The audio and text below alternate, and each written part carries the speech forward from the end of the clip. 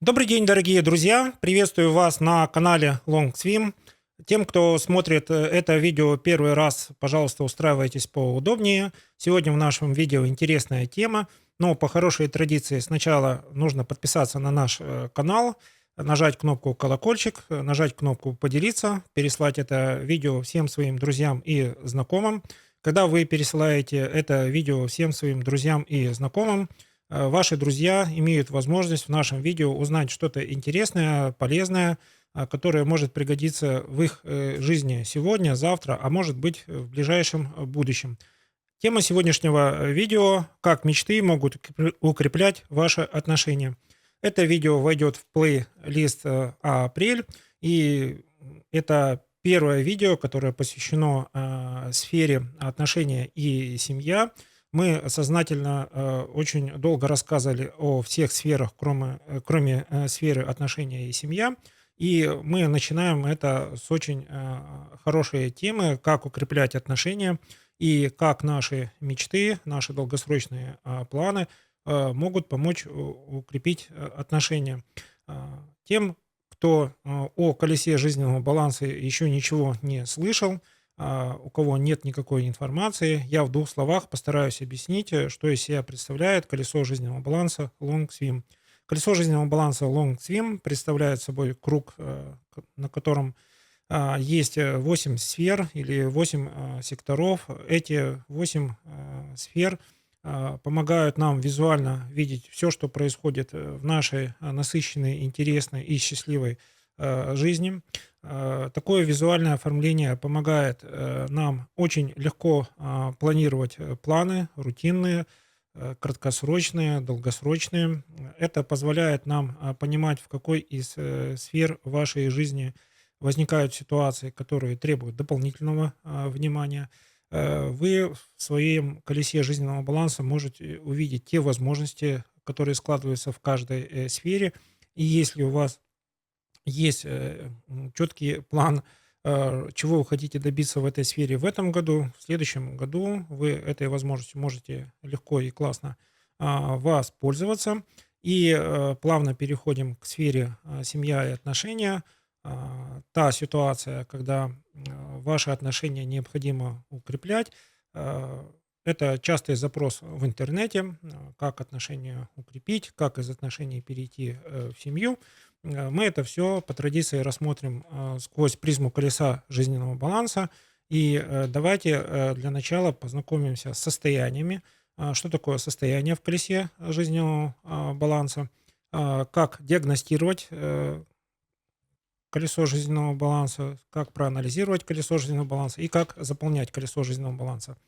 Чтобы не тратить много времени, в нашем плейлисте есть отдельное видео, очень подробные видеоинструкции, как заполнять колесо жизненного баланса, как анализировать колесо жизненного баланса, и есть даже отдельный плейлист, как диагностировать и анализировать колесо жизненного баланса любимого человека. Я всем рекомендую это видео посмотреть отдельно плейлист колесо жизненного баланса любимого человека, чтобы вы понимали, что для укрепления отношений нужно понимать, как вы видите свое состояние в колесе своего жизненного баланса и как вы видите колесо жизненного баланса вашего любимого человека, любимого мужчины или любимой женщины.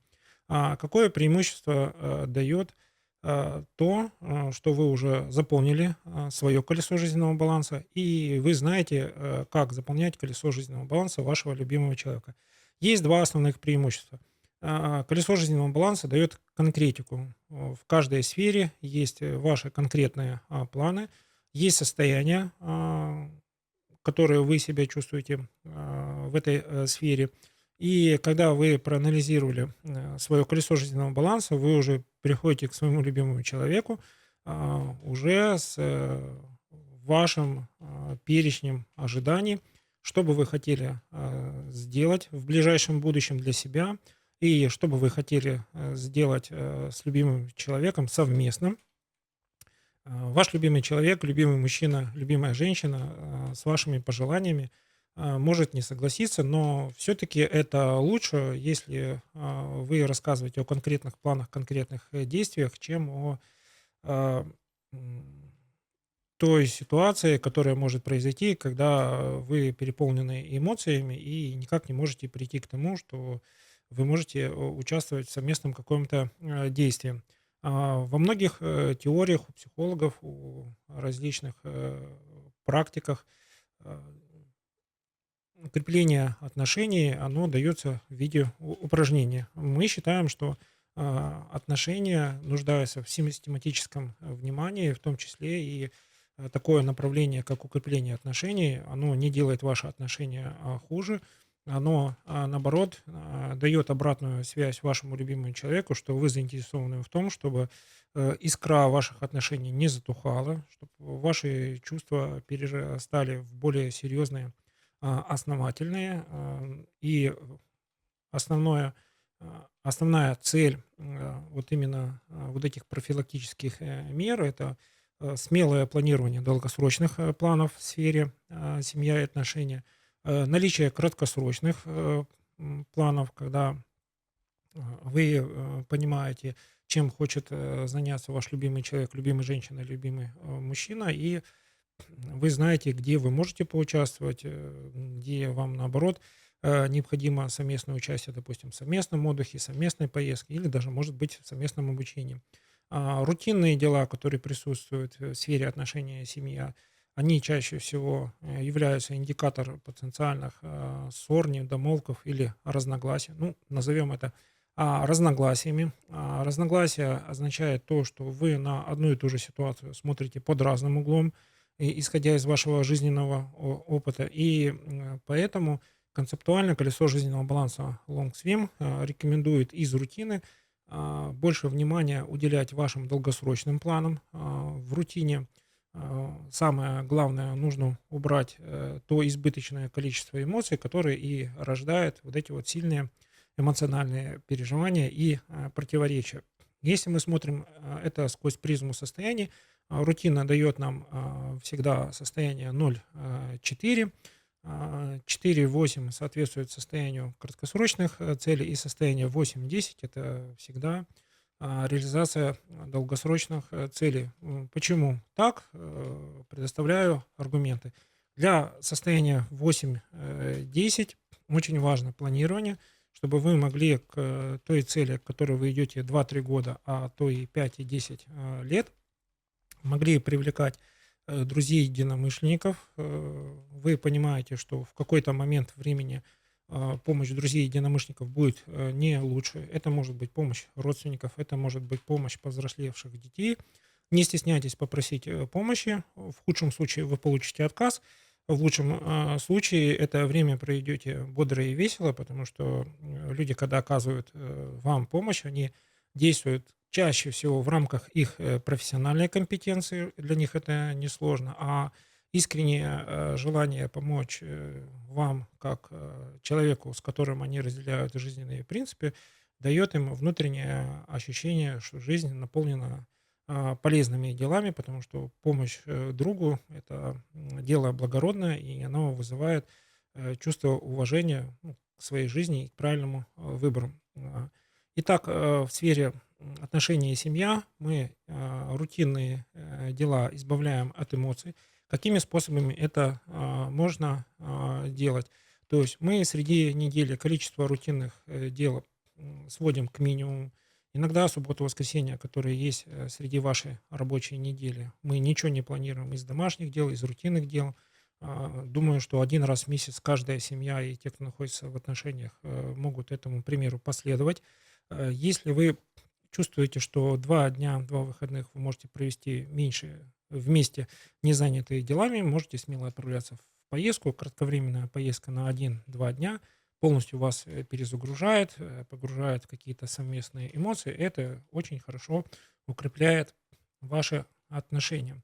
Если мы плавно переходим к краткосрочным планам, краткосрочные планы, они преследуют две вещи, когда вы, как близкие люди, не только эмоционально поддерживаете друг друга, но и вместе посвящены в какой-то полезный процесс. В колесе жизненного баланса есть очень классный инструментарий, классный проверенный инструмент.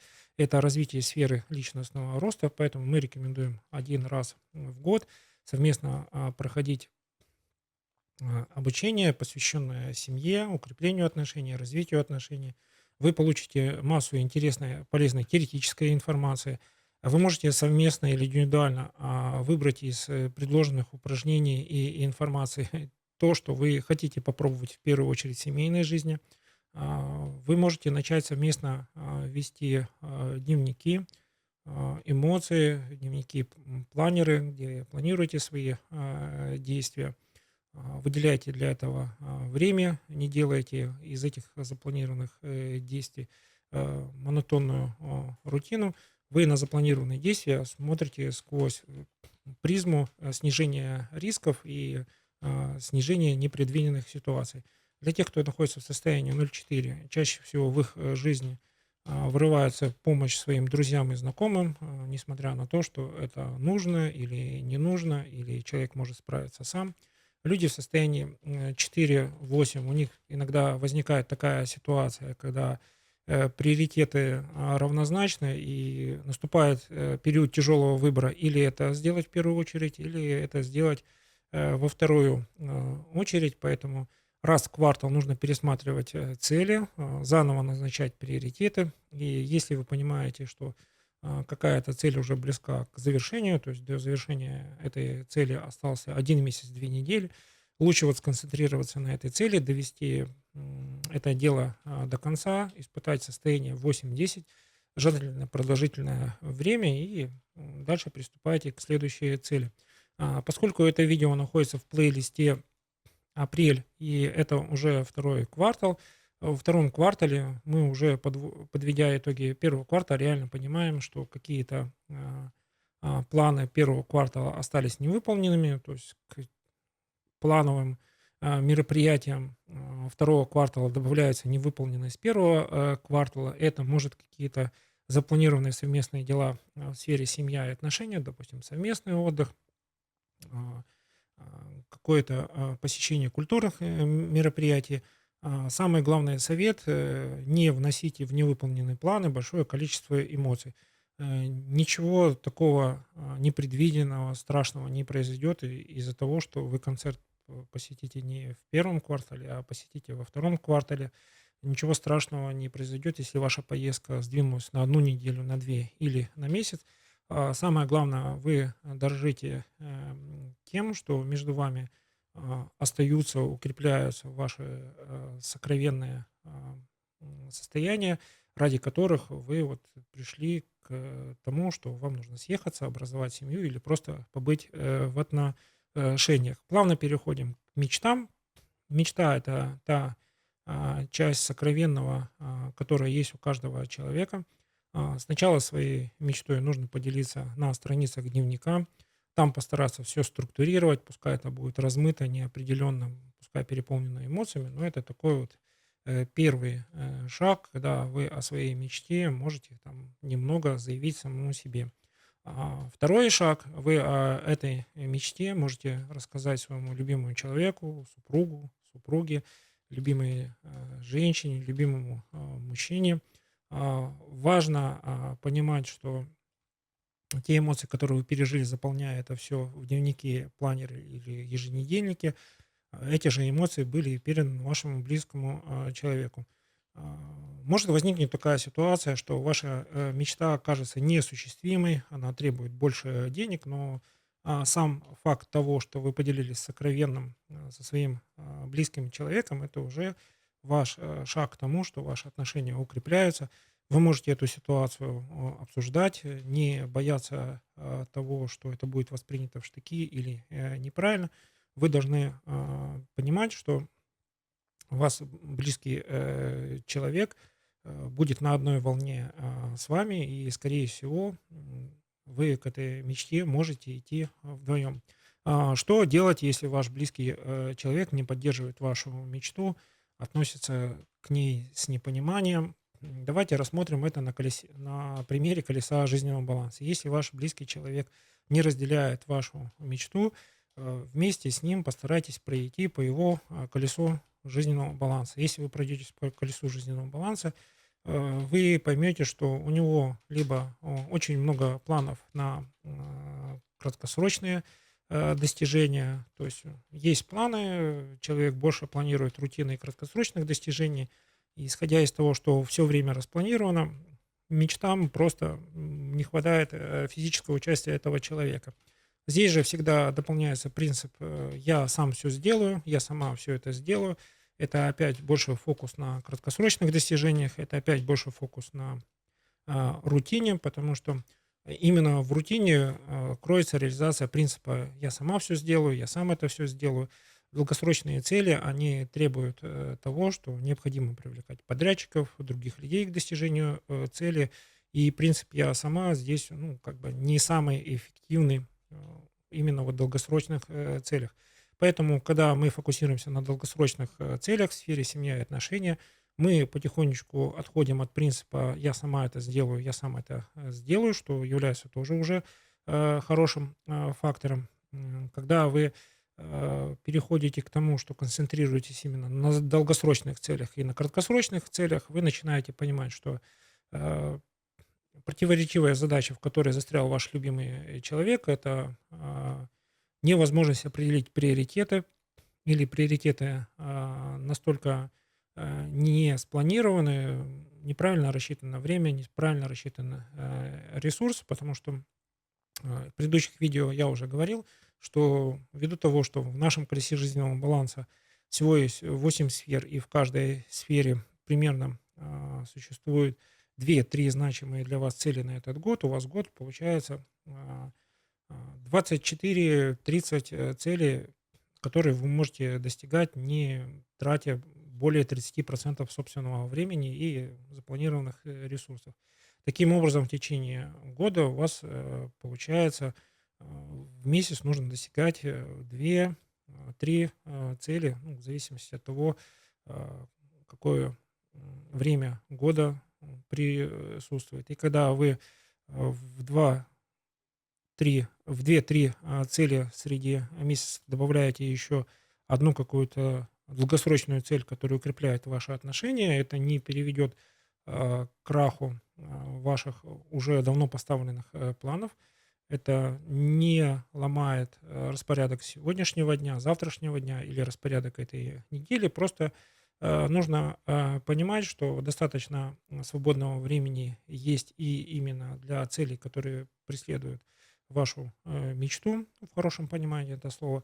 Главное, чтобы близкий человек согласился, что эта цель для вас имеет значение, и может для этой цели, для вашей мечты, ваш близкий человек найти и выделить необходимое время и придать этому действию более высокий приоритет. Таким образом, мы в сфере отношений и семья задействуем два инструмента, то есть более высокий приоритет и понимание, что эта цель очень важна для вас, как для близкого человека.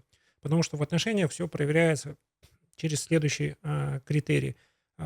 Первое, ваш близкий человек понимает, что есть цели, которые для вас важны, и может участвовать в них своим временем, своим ресурсом. И следующий фактор, он тоже очень важный, даже не знаю, как его еще важнее выделить. Он начинает вот этой вот цели, которая укрепляет отношения, придавать более высокий приоритет. Что такое более высокий приоритет? Это означает, что вы в его жизни или вы в ее жизни занимаете очень важное место. И это ситуация, которой она дорожит, и семья и отношения, они развиваются по тем же самым законам, что и другие сферы жизни. То есть вы переходите от состояния эмоциональных качелей 0,4, то есть избыток положительных эмоций, наличие отрицательных эмоций приводит вас к тому, что вы начинаете что-то реализовывать, укреплять свой семейный быт, вместе стремиться к миссии сферы отношений и семья. Это сохранить и приумножить, то есть у вас есть какие-то достижения одиночные, есть очень мало достижений совместных, вы эти достижения увеличиваете, стараетесь их приумножить, то есть это ваши уже совместные активы, которые вы приумножаете и распоряжаетесь. И при первых признаках разногласия вы больше обращаетесь к мечтам, чем к разногласиям. Таким образом, все советы по укреплению отношений можно свести к двум предложениям. Больше сосредотачивайтесь на совместных планах и действиях по достижению мечты и меньше уделяйте времени и эмоций наличию разногласий. Для того, чтобы преодолеть разногласия, нужно регулярно заполнять колесо жизненного баланса вашего любимого человека, больше работать с его сферой духовный рост и творчество, то есть с жизненными ценностями, которые помогают ему разобраться в жизненной ситуации. И когда у вас совместно идет развитие сферы яркости жизни, то есть баланс между работать и отдыхать, когда вы уже переходите совместно от состояния восстановления энергии к тому, что вы уже наполнены силой и энергетикой, тогда у вас будет совершенно а, другое понимание, как можно решать спорные моменты. Давайте здесь еще рассмотрим понятие состояния. В семье и отношениях, если вы находитесь в состоянии 0,4, вам кажется, что вы, поделившись своими эмоциями, отрицательными, положительными, решаете эту ситуацию. На самом деле это не так. Этот период должен пройти в каждой семейной паре, то есть это порядка 1 год-2, когда вы находитесь в состоянии 0,4. Когда вы переходите к состоянию 4,8, вы больше переходите к действиям. В действиях уже не так много эмоций, их амплитуда падает, но возникает следующее очень важное преимущество. У вас уже меньше разногласий. Вы даже если столкнетесь с какой-то непредвиденной ситуацией, вы будете ситуацию решать разными способами, но цель у вас будет одна — решить эту ситуацию. Здесь главное уметь делегировать своему любимому человеку, любимому мужчине и любимой женщине какую-то ситуацию, которую вы понимаете, что лучше делегировать, согласиться, либо вы настаиваете на том, что с этой ситуацией вы лучше справитесь сами, потому что у вас больше опыта. Самое лучшее состояние, оно приходит после практики колеса жизненного баланса примерно через 3-5 лет. Это состояние 8-10. Состояние 8-10 вы никак не можете зайти в ситуацию разногласий, потому что вы заранее можете прогнозировать ход очень многих вещей.